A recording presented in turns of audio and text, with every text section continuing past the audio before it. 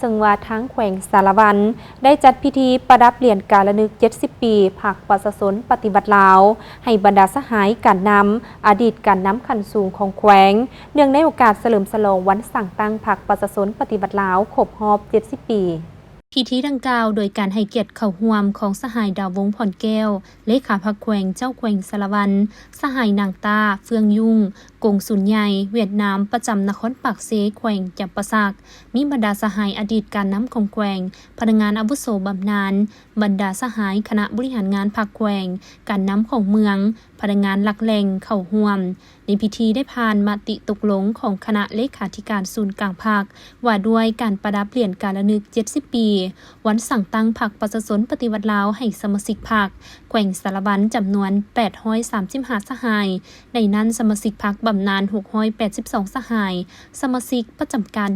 153สหายและข้อตกลงคณะจัดตั้งศูนย์กลางภาคว่าด้วยการมอบเหรียญการระลึก70 ปี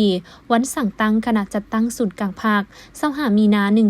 1955หา25 มีนา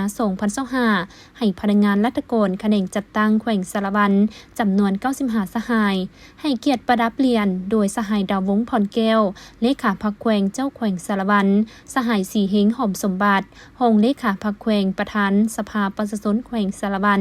มีบรรดาการนำพรรครัฐที่ได้รับการประดับเหรียญในครั้งนี้ประกอบมี